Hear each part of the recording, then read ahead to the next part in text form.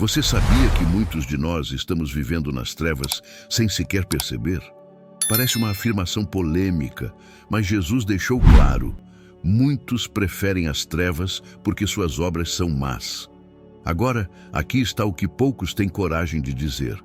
A luz que ele oferece não é apenas um conforto espiritual, é uma transformação poderosa e imediata que pode mudar completamente o rumo da sua vida. Mas aqui está o ponto contraintuitivo. Nem todo mundo que diz Senhor, Senhor está verdadeiramente andando na luz. Quer descobrir por que tantas pessoas acreditam estar no caminho certo, mas estão se perdendo? E como você pode evitar esse erro fatal?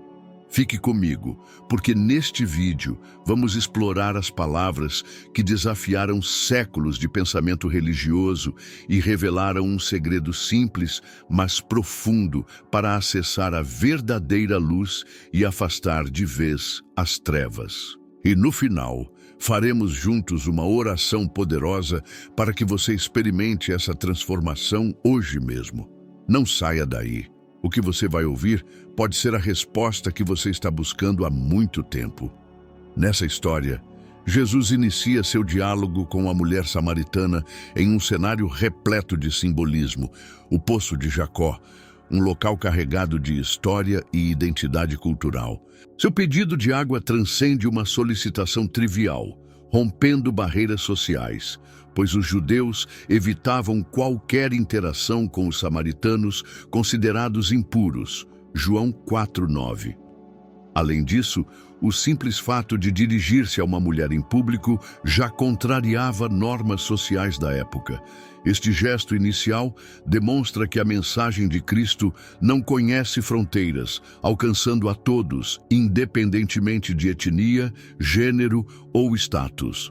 Como Isaías afirma, Isaías 55:1, o convite de Deus para saciar a sede espiritual é universal. Ao mencionar a água viva, Jesus introduz um conceito espiritual que transcende a compreensão material da mulher. A água viva, descrita por ele, simboliza a vida eterna e a comunhão com Deus, algo muito mais profundo do que a água retirada do poço. A mulher, inicialmente confusa, reflete a limitação humana em entender os mistérios divinos, como ilustrado em Provérbios 4:7. A sabedoria é a coisa principal. Este momento destaca a capacidade de Jesus de usar elementos cotidianos para revelar verdades espirituais profundas, aproximando o transcendente da experiência humana. A revelação sobre a vida pessoal da mulher, seus 5 maridos e a atual relação irregular não é feita para condená-la, mas para despertar nela um entendimento mais profundo. Este conhecimento íntimo demonstra o caráter profético de Jesus, que conhece os corações e as intenções das pessoas. Salmos 139, 1-2. Essa abordagem evidencia que a transformação espiritual começa com o reconhecimento honesto da própria condição. É um momento de confronto com a verdade, mas também de graça, refletindo o chamado de Deus para um arrependimento genuíno e restaurador. No desenrolar do diálogo, Jesus aborda a questão da adoração, explicando que não se limita a lugares físicos, como o Monte Gerizim ou Jerusalém, mas deve ser realizada em espírito e em verdade. João 4:24.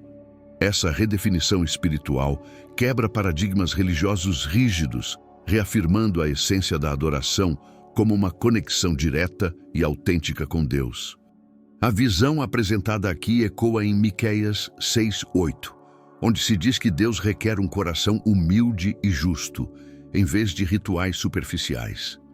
Este ponto desafia os leitores a refletirem sobre a qualidade de sua adoração e conexão com o Criador.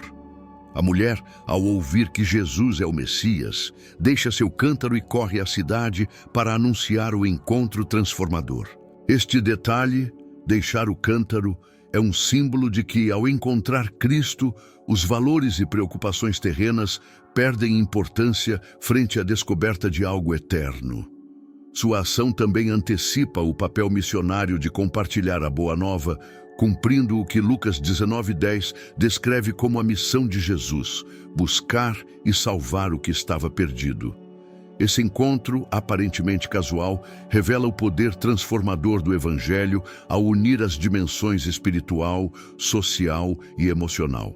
Jesus não apenas quebra preconceitos culturais, mas oferece um caminho de restauração e sentido profundo para a vida.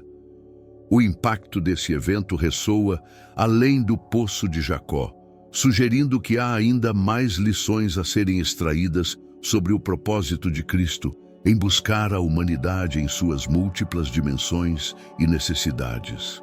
Jesus, ao responder às indagações da mulher samaritana, estabelece um novo paradigma para a relação entre a humanidade e Deus. Ele declara que a verdadeira adoração não está mais limitada a locais geográficos, como o Monte Garizim ou o Templo em Jerusalém, mas se eleva a um nível espiritual, transcendendo barreiras físicas e culturais.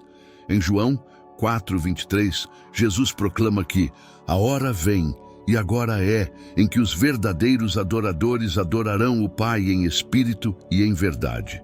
Esta afirmação inaugura uma era em que a essência da adoração reside no coração e na sinceridade do adorador, em consonância com o que é declarado em Salmos 51:17. Os sacrifícios para Deus são um espírito quebrantado. Ao afirmar que Deus é espírito, João 4:24, Jesus destaca que a adoração deve refletir a natureza divina, sendo pura, íntima e genuína. Essa abordagem contrasta com práticas rituais vazias ou hipócritas, criticadas por profetas como Isaías, que no capítulo 29, versículo 13, denuncia o povo que honra a Deus com os lábios, mas tem o coração distante dele. A mensagem de Jesus não invalida os rituais, mas convida os adoradores a darem um passo além, buscando uma conexão profunda e verdadeira com o Criador, baseada na essência e não na forma. Este ensino também desafia a noção de exclusividade religiosa, unindo diferentes culturas e tradições sob um único chamado à autenticidade na fé. Assim como Gálatas 3:28 afirma que não há judeu nem grego, não há escravo nem livre. A adoração em espírito e verdade elimina as divisões criadas pelo homem e celebra a igualdade de todos diante de Deus. A mulher samaritana, ao ouvir isso, começa a compreender que a adoração não é uma prerrogativa de um povo ou lugar, mas uma experiência aberta a todos que buscam a Deus com sinceridade. A universalidade desse ensino ecoa na promessa de que Deus habitará entre seu povo, como descrito em Ezequiel 37:27. O meu tabernáculo estará com eles, e eu serei o seu Deus, e eles serão o meu povo. Jesus, ao introduzir essa verdade, antecipa a chegada do Espírito Santo, que tornará possível essa nova dimensão de adoração. Em Atos 2:17 é dito: nos últimos dias, derramarei do meu espírito sobre toda a carne. Esta visão amplia o escopo da adoração, permitindo que qualquer pessoa, independentemente de sua história ou localização, experimente a presença de Deus. A mulher samaritana, tocada pela revelação de Jesus, deixa seu cântaro e corre para anunciar ao povo o encontro transformador que teve. Esse gesto simboliza uma mudança de prioridades, onde a busca espiritual supera as preocupações materiais. Em sua narrativa, ela convida outros a também descobrirem essa nova forma de adoração. Este momento reflete a continuidade do plano divino de revelar-se progressivamente à humanidade, conectando os ensinamentos de Jesus à prática cotidiana de uma fé viva e sincera. O diálogo com a mulher samaritana encerra-se com um convite implícito para que todos reconsiderem a profundidade de sua adoração e a direção de seu coração. Assim como em Mateus 6:21, onde está o teu tesouro, aí estará também o teu coração. Somos chamados a examinar onde temos colocado nossa devoção e como essa busca nos transforma para o próximo passo no propósito divino. Jesus, em sua conversa com Nicodemos, introduz uma verdade espiritual que desafia o entendimento humano e religioso. Nicodemos, como fariseu e mestre de Israel, era versado na lei, mas suas crenças estavam enraizadas em uma compreensão literal e externa da fé. Ao ouvir que era necessário nascer de novo para entrar no reino de Deus, João 3:3, ele interpreta isso de forma física, refletindo a limitação de sua perspectiva espiritual. Essa introdução de Jesus resgata a essência da transformação pessoal, antecipando a promessa de Ezequiel 36, 26, 27, onde Deus promete dar ao seu povo um coração novo e colocar dentro deles o seu espírito, renovando o relacionamento entre Criador e criatura. O nascimento espiritual descrito por Jesus é pela água e pelo Espírito, um ato de purificação e regeneração que transcende o rito físico do batismo. Aqui, a água simboliza a limpeza espiritual, enquanto o Espírito Santo é o agente transformador, guiando o crente à nova vida em Cristo. Esta conexão está em harmonia com Isaías 44:3, onde Deus declara: derramarei água sobre o sedento e torrentes sobre a terra seca. Derramarei o meu espírito sobre a tua posteridade. A regeneração espiritual não é um esforço humano, mas um presente divino, operado pelo poder de Deus em resposta à fé genuína. Jesus utiliza a metáfora do vento para ilustrar o mover do Espírito Santo. Assim como o vento não pode ser visto, mas seus efeitos são inegáveis, o Espírito atua invisivelmente, mas transforma vidas de maneira concreta. Esse conceito está alinhado com o Salmo 104:30, que diz: envias o teu Espírito, eles são criados, e assim renovas a face da terra. Nicodemos é desafiado a entender que a obra de Deus não se limita à compreensão humana, mas é profunda, misteriosa e libertadora. O Espírito Santo não apenas renova o indivíduo, mas o capacita a viver de acordo com os valores do reino. A missão de Jesus como o Filho do Homem enviado do céu é central nesta mensagem. Ele destaca que apenas por meio dele a humanidade pode acessar a salvação, ecoando a promessa de Daniel 7:13-14 sobre o domínio eterno dado ao Filho do Homem. Jesus também antecipa a cruz ao mencionar que assim como Moisés levantou a serpente no deserto, importa que o Filho do Homem seja levantado. João 3:14. Esta referência aponta para o evento narrado em Números 21:9, onde a serpente de bronze foi erguida para curar os que olhassem para ela, uma prefiguração do sacrifício redentor de Cristo. A transformação espiritual que Jesus apresenta não é apenas individual, mas tem implicações cósmicas, conectando o presente ao eterno. Ele declara que Deus amou o mundo de tal maneira que deu seu Filho unigênito para que todo aquele que nele crê tenha a vida eterna. João 3:16. Este amor incondicional é a base para o novo nascimento, um chamado à humanidade para sair das trevas e entrar na luz, como descrito em Colossenses 1:13. Ele nos resgatou do domínio das trevas e nos transportou para o reino do seu Filho amado.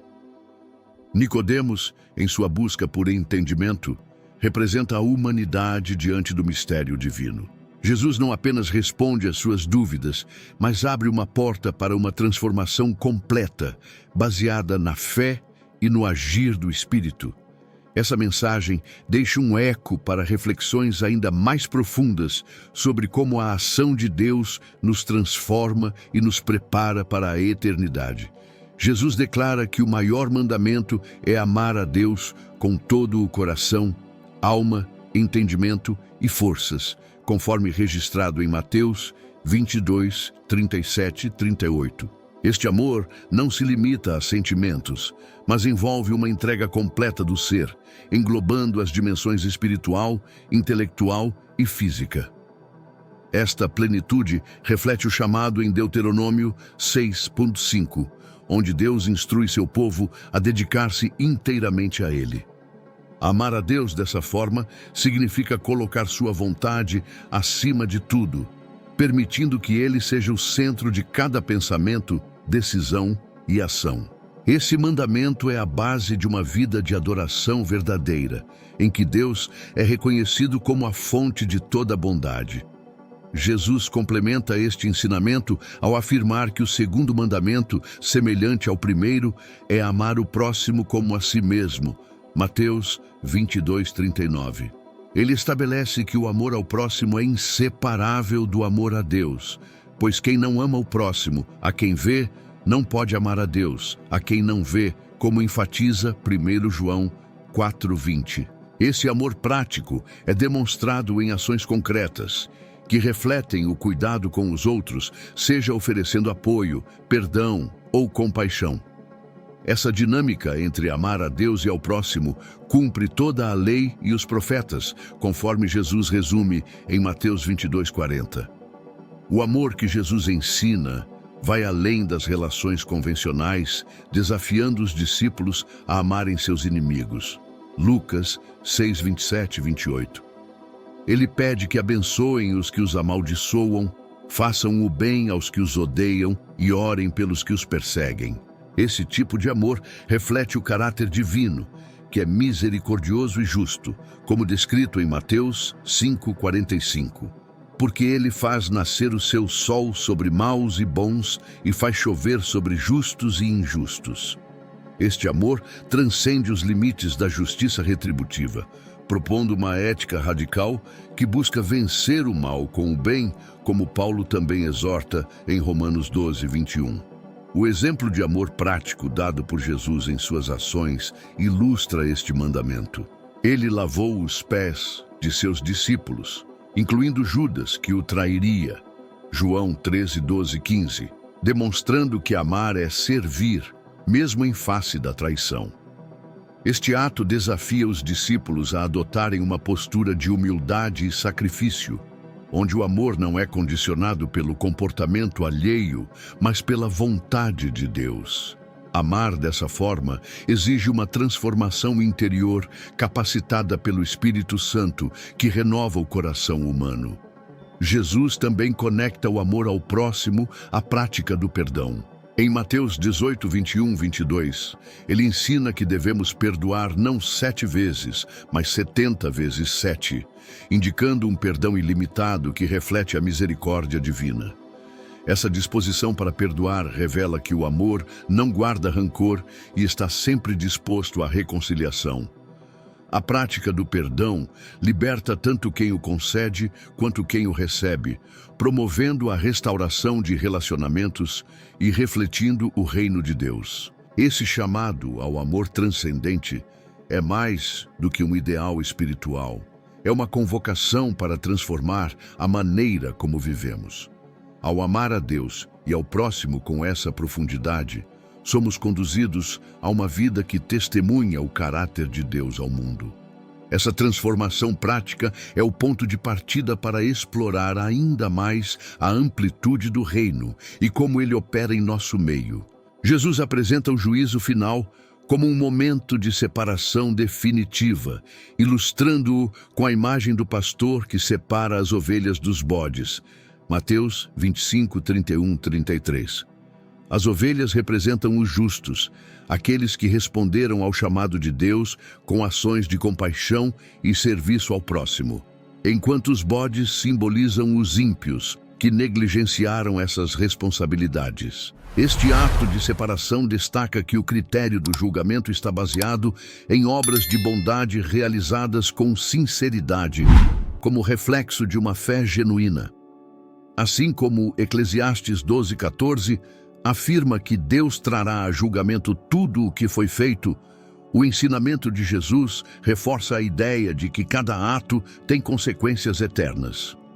O rei, representando Jesus, dirige-se às ovelhas, elogiando suas ações de cuidado para com os necessitados, identificando-as como feitas ao próprio Cristo. Mateus 25:35-40. Ele enfatiza que o serviço ao próximo é uma expressão direta de amor a Deus, ecoando Provérbios 19:17. Quem se compadece do pobre, empresta ao Senhor, que lhe retribuirá o benefício.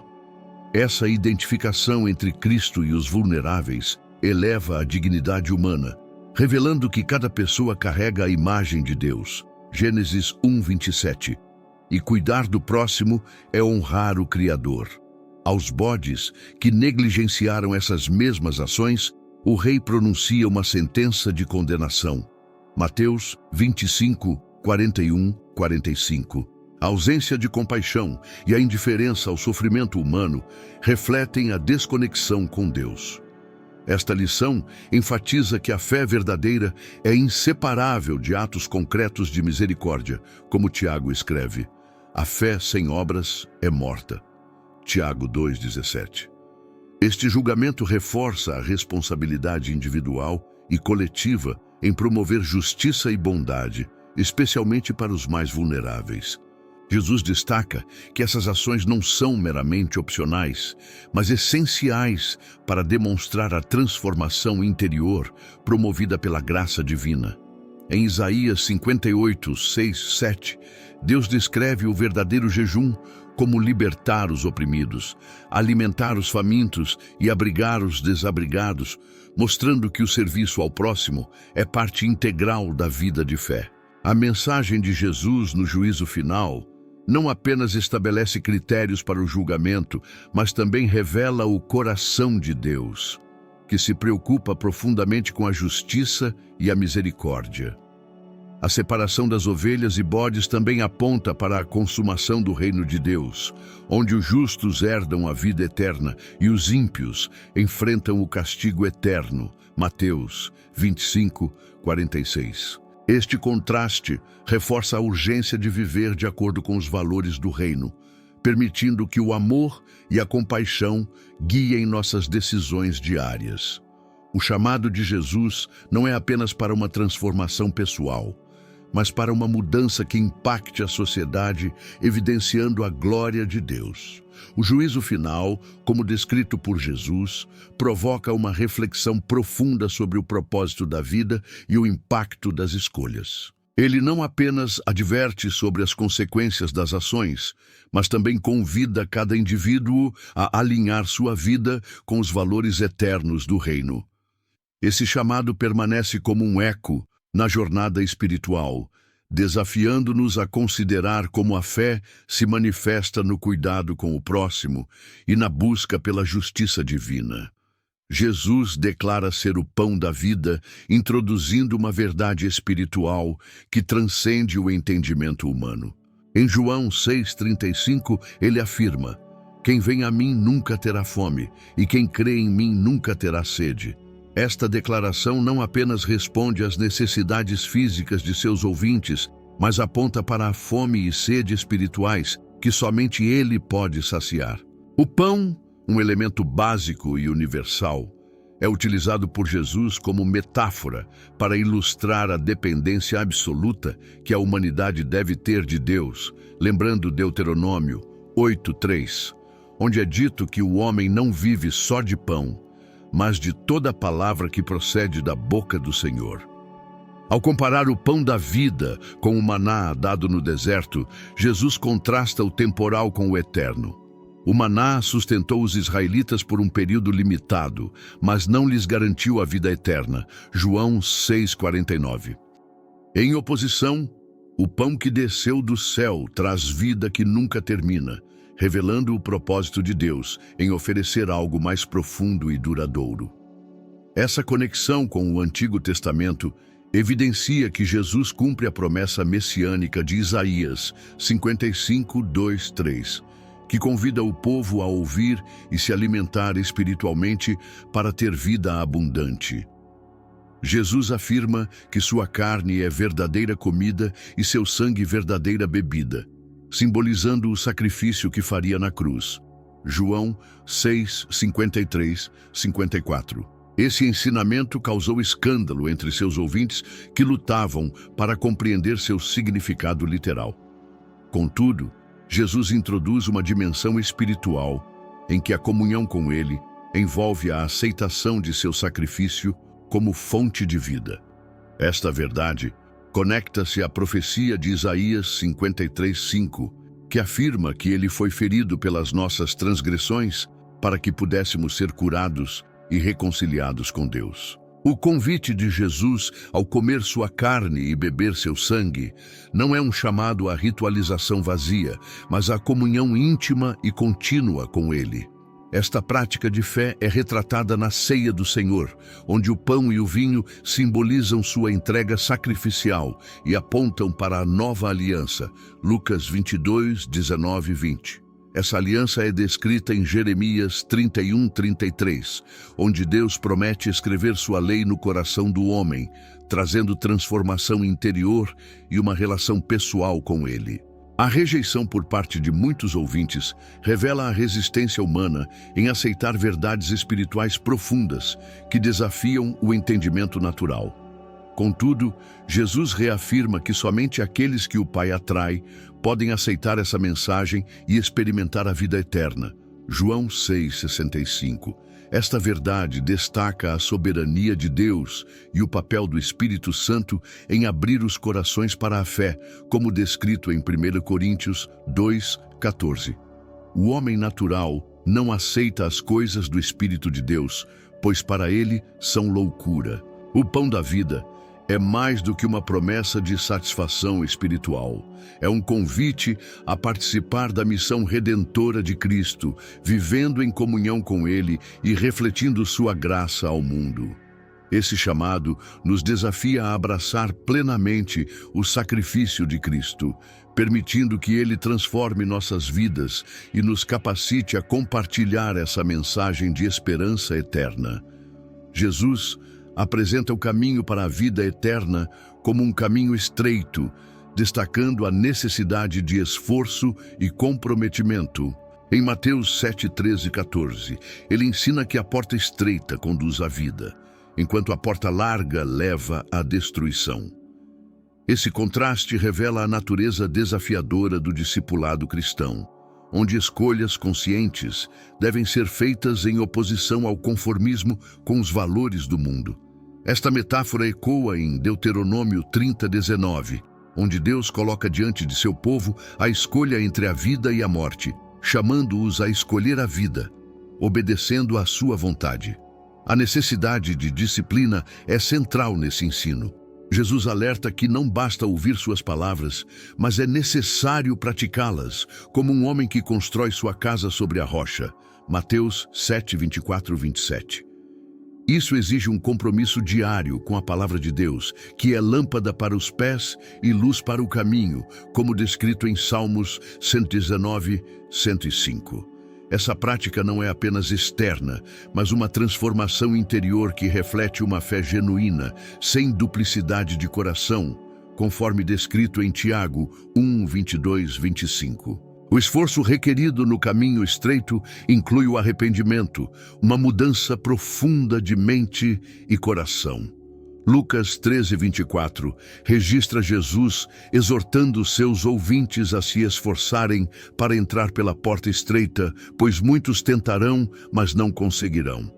O arrependimento é mais do que um remorso momentâneo, é uma reorientação total da vida em direção a Deus. Joel 2:13 descreve esse processo como rasgar o coração, e não as vestes, retornando ao Senhor, que é misericordioso e compassivo. Fé genuína é outro aspecto essencial do caminho estreito. Jesus enfatiza que não basta conhecê-lo superficialmente, como aqueles que dizem Senhor, Senhor, sem fazerem a vontade de Deus. Mateus 7, 21, 23. Esse ensino reflete o chamado de Jeremias 29:13, onde Deus promete que será encontrado por aqueles que o buscarem de todo o coração. A fé verdadeira é provada na obediência e na perseverança, mesmo diante de desafios e dificuldades. As escolhas que levam à vida ou à perdição estão interligadas à sinceridade na busca por Deus. Jesus destaca a urgência dessa busca, pois o tempo é limitado e as oportunidades para entrar pela porta estreita não permanecem indefinidamente. Isaías 55:6 exorta: buscai o Senhor enquanto se pode achar, e invocai-o enquanto está perto. Este chamado enfatiza que a decisão de seguir o caminho estreito não pode ser adiada, pois o futuro é incerto.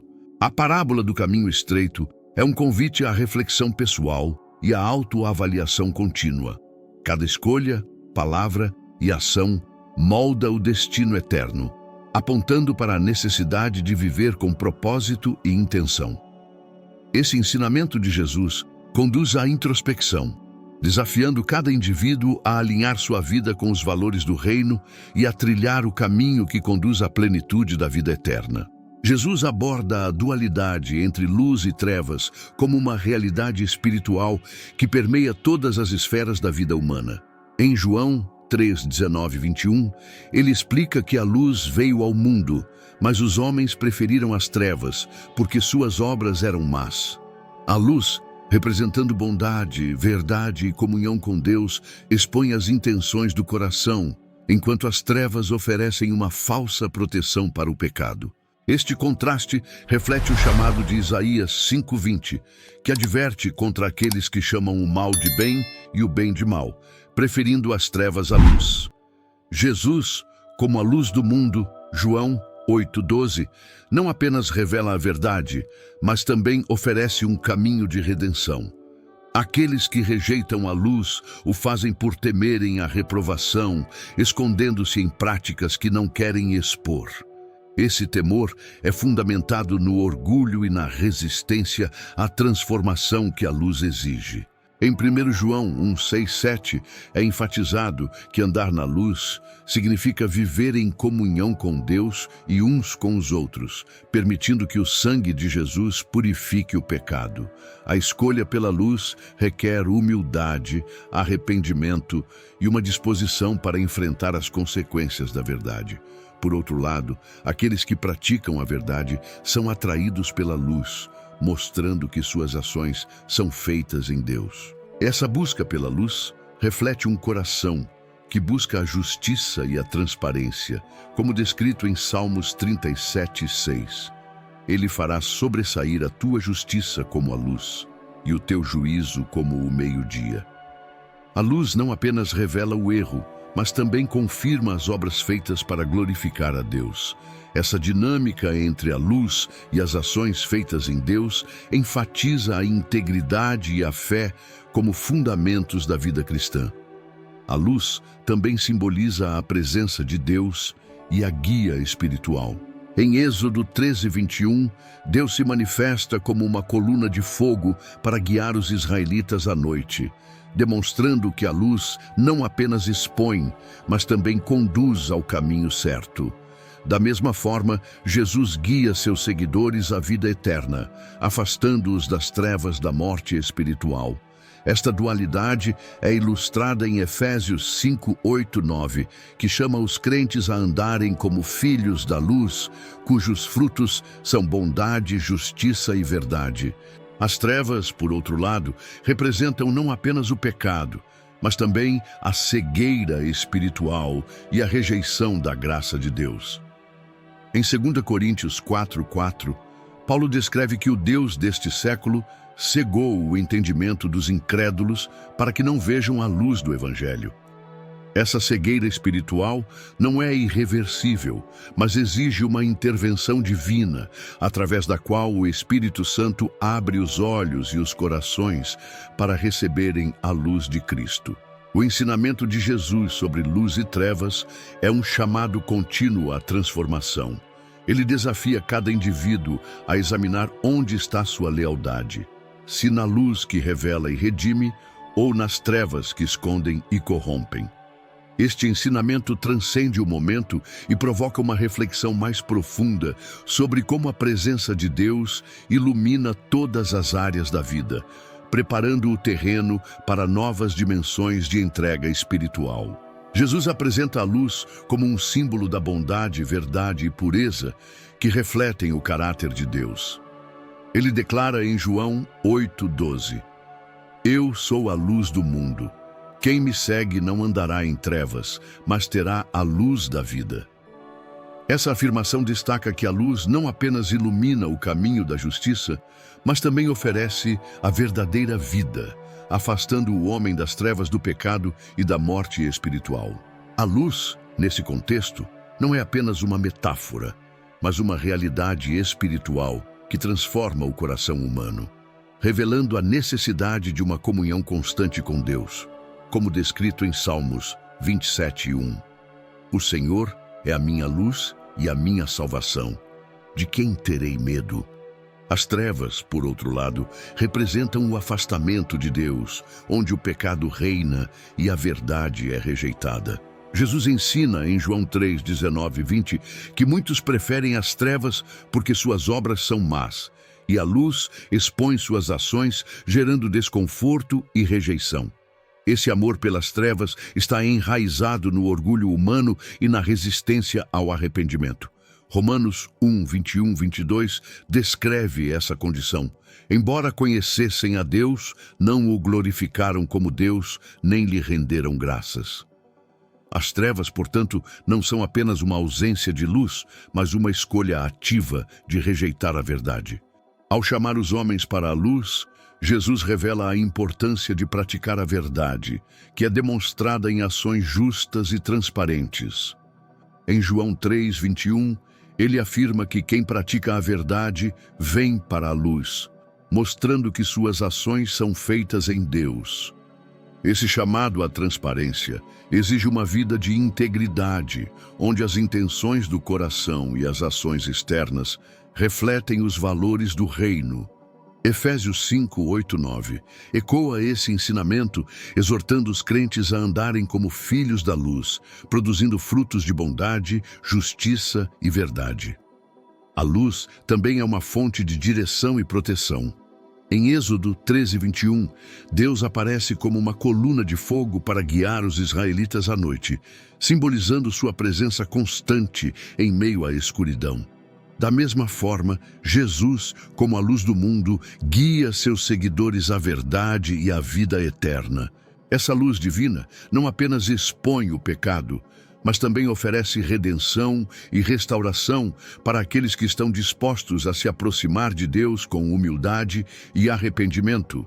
Como Isaías 60:1 declara: Levanta-te, resplandece, porque vem a tua luz, e a glória do Senhor nasce sobre ti.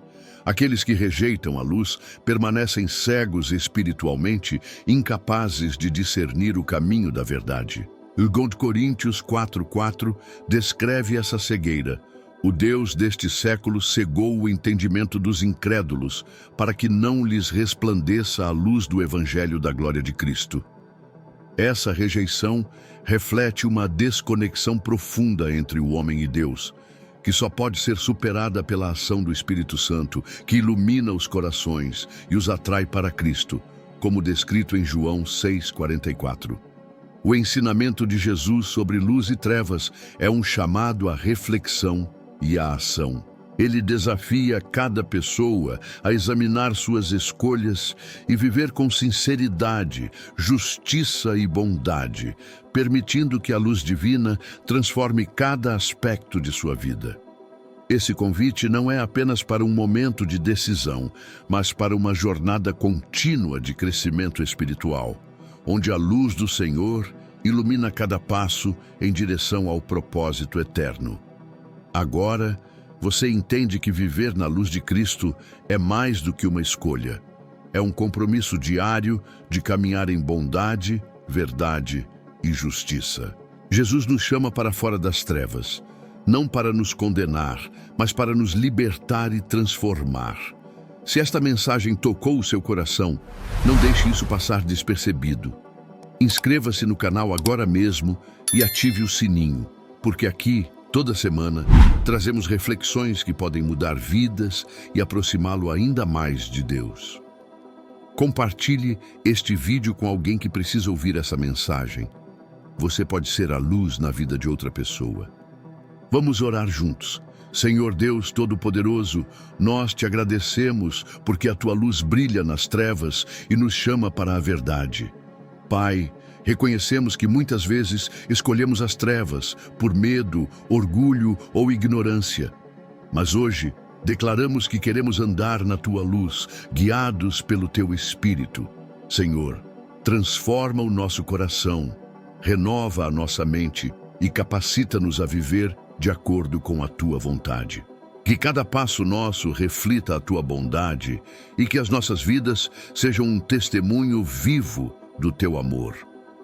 Nós pedimos, Senhor, que ilumines as áreas sombrias do nosso coração, trazendo cura, perdão e restauração.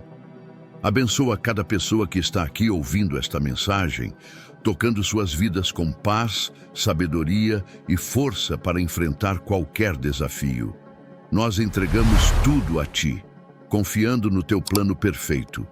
Em nome de Jesus, que é a verdadeira luz. Amém.